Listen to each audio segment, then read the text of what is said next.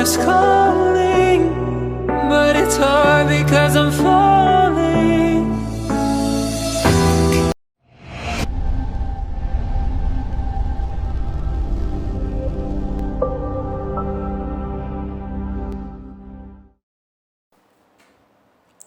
Hello my friend, welcome back to my channel. I'm learning to speak English. So my English is not good.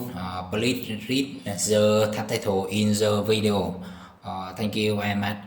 Today I'm going to show how to DIY ampli Tower One DC by television made in China.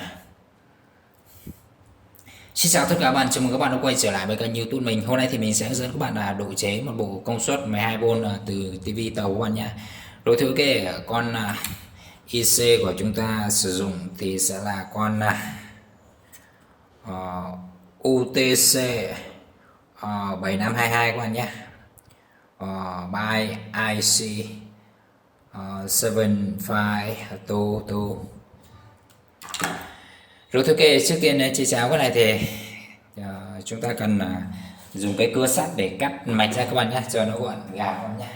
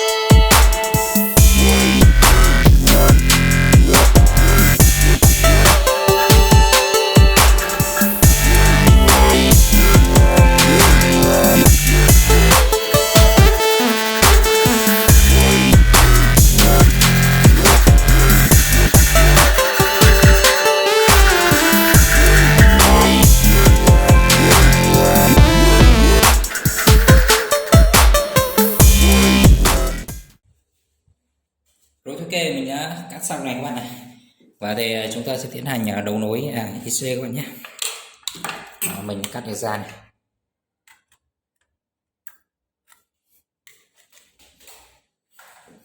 Ok, trước khi đấu nối thì sẽ sau là số IC làm một lần nữa cho các bạn xem nhé. Và thì chúng ta có thể thêm miếng tản nhiệt cho nó các bạn nhé.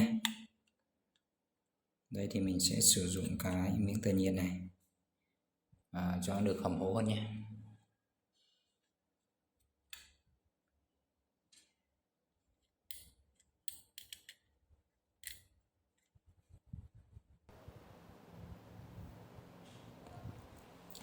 Rồi ok, mình đã viết xong miếng tản nhiệt này các bạn này, và thì chúng ta sẽ tiến hành đấu nối các bạn nhé. Và thì trước khi đấu nối thì sẽ cho các bạn xem sơ qua sơ đồ nhé. Thì con IC của chúng ta thì sẽ bao gồm tất cả là 12 chân các bạn nhé. Con này là con UTC 7522 by IC 7522. Thì con này, ngoài ra con này thì nó tương tự với con IN178212 con nhé, con vừa rồi mình vừa làm xong rồi. Ok, thì chân nguồn của chúng ta thì sẽ là 12V vào chân số 1 các bạn nhé. VCC Tower One Input 1. Và các bạn để ý cho mình thêm cái mạch standby này, mạch standby vào chân số 5 nhé.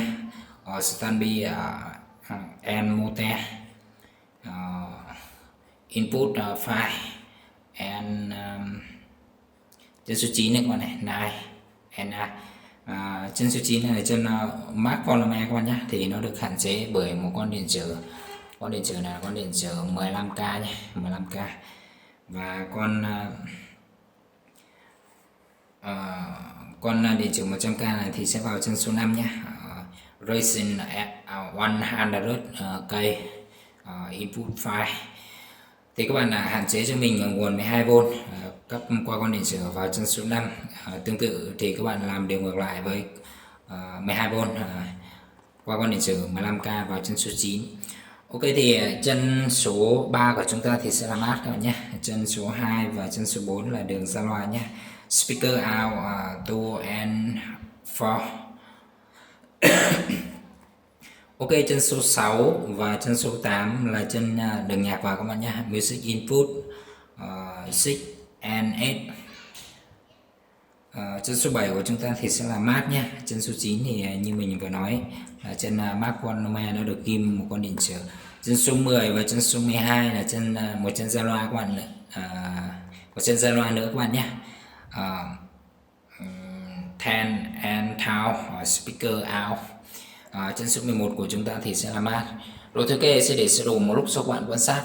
Sau khi quan sát xong thì chúng ta có thể làm cơ sở dữ liệu để chạy cháo các bạn nhé. Rồi ok, chúng ta sẽ tiến hành đấu nối luôn các bạn nhé. Thì sơ đồ thì mình sẽ để gọn sang một bên. Trước tiên thì các bạn xác định cho mình chân 1 nhé, tức là chân nguồn đấy các bạn. Thì chân nguồn của chúng ta thì chúng ta có thể đếm từ mặt IC này, có số này, qua từ trái qua phải nhé. Thì chân 1 của chúng ta thì sẽ nằm ở phía này các bạn nhé. Chân 1 này, VCC Town on Input thì nó là con tụ to nhất này các bạn này. Tiếp theo thì chúng ta sẽ đi câu nguồn nhé, câu nguồn vào cái mạch standby cho nó hoạt động các bạn. Thì chúng ta sẽ lấy nguồn 12V các bạn nhé. Ok, thì mình sẽ lấy nguồn 12V này qua con điện trở 100k nhé. Ryzen 100 vào chân số 5 các bạn nhé. Thì chúng ta sẽ đếm từ trái sang phải, 1, 2, 3, 4, 5 thì sẽ là chân này các bạn nhé.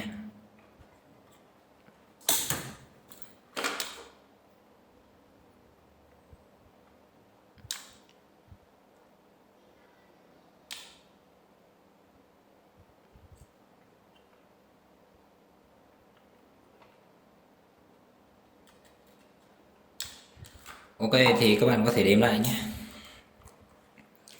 1, 2, 3, 4, 5. Rồi ok, tiếp theo nữa thì chúng ta sẽ có con 15k vào chân số 9 nhé. Racing Input 9. Ok, chúng ta sẽ đếm đến chân số 9 nhé. 5, 6, 7, 8, 9 thì sẽ là chân này các bạn nhé. Hoặc là chúng ta có thể hàn ra phía bên ngoài.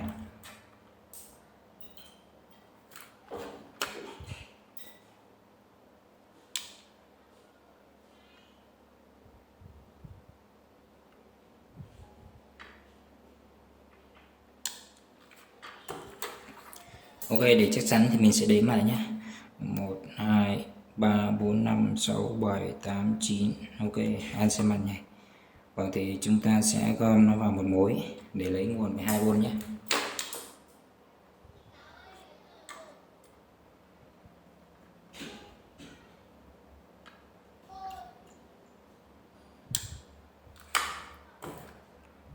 Ok, như vậy là mình đã hàn xong này. Và thì tiếp theo thì chúng ta sẽ hàn chân ra loa nhé, speaker out. Ở đây thì mình sẽ sử dụng hai chiếc loa này, hai chiếc loa của TV nhé. Đây thì sẽ làm đường ra loa.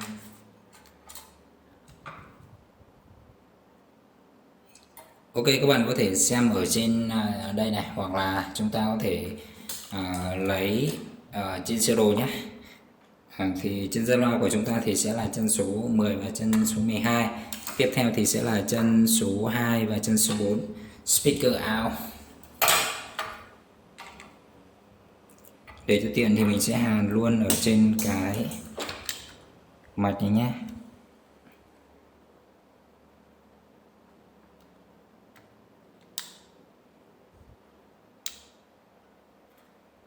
Speaker out 2 and 4. Speaker out 10 and 12.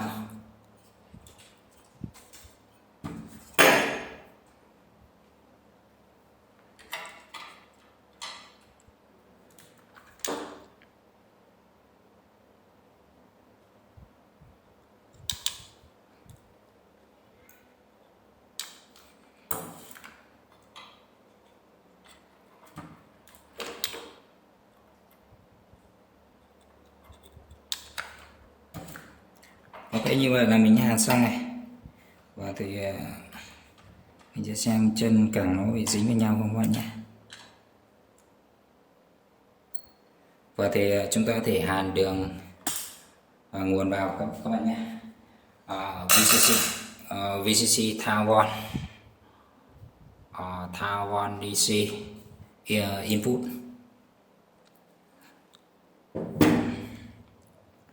Ok, thì mình sẽ cấp nguồn cho nó các bạn nhé. Và thì nguồn 12V của chúng ta thì sẽ vào chân số 1. VCC Taiwan input là 1.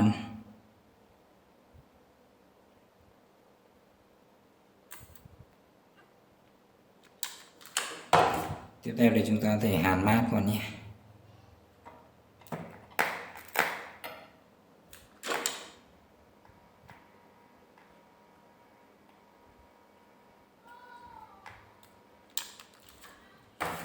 Ok, chúng ta có thể kiểm tra tín hiệu các bạn nhé. Check music in.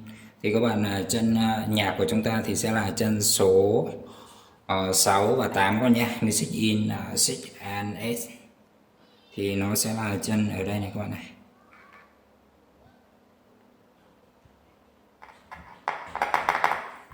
Ok, thì sẽ để đây check cho các bạn nhé.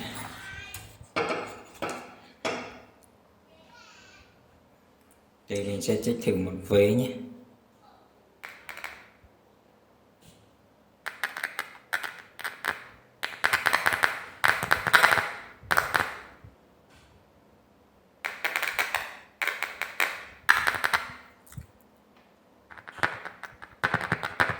Ok, như vậy là đường nhạc vào của chúng ta là tốt các bạn nhé.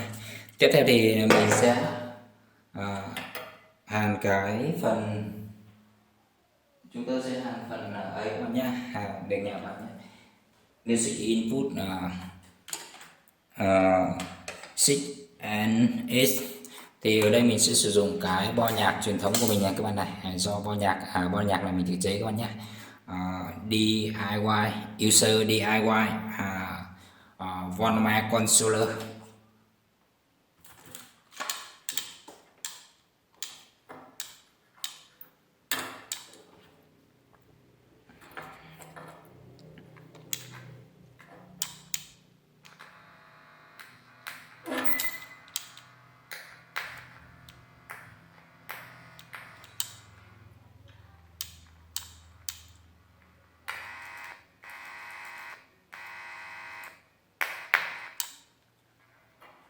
Ok, phần mát của chúng ta thì có thể lấy ở, mình sẽ lấy luôn ở mát IC các bạn nhé.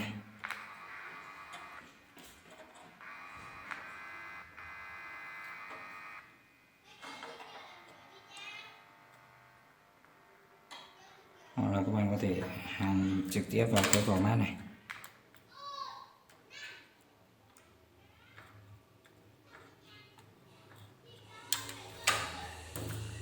Ok, thì mình sẽ đi chuẩn bị nguồn nhạc các bạn nhé. Sau khi chuẩn bị nguồn nhạc xong thì sẽ test thử đoạn nhạc các bạn nhé.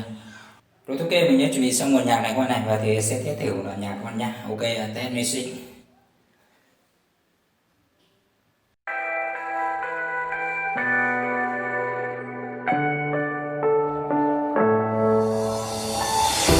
I'm falling. Tell me why I'm falling. Oh, life's calling, but it's hard because I'm falling. I'm falling. Tell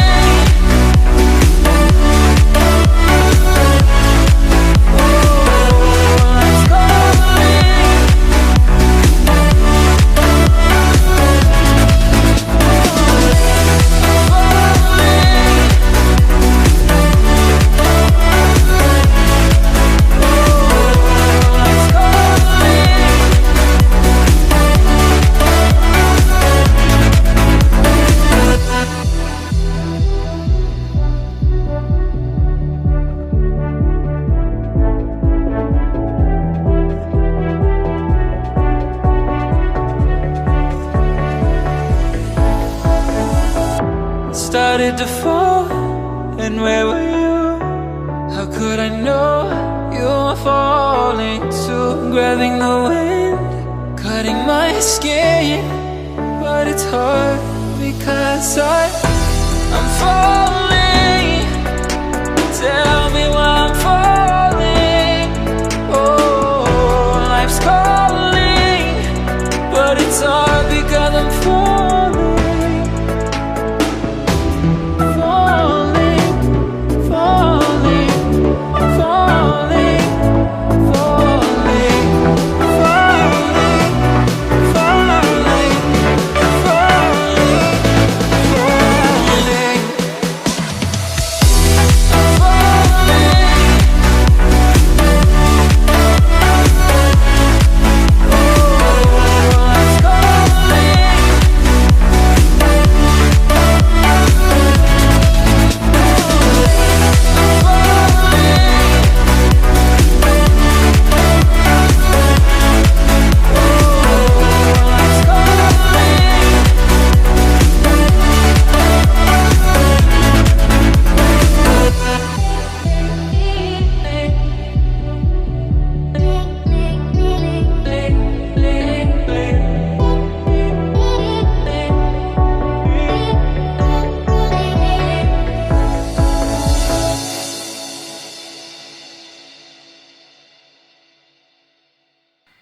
Rồi ok, mình test thử đoạn cho các bạn nha. Và thì video của mình đến đây là kết thúc. Nếu bạn thấy hay thì nhớ ủng hộ mình bằng cách ấn like. Và nếu bạn mới thì đừng quên đăng ký kênh mình để được cập nhật những video mới nhất. Xin chào và hẹn gặp lại các bạn ở những video lần sau. Thank you for watching video. Goodbye, see you again.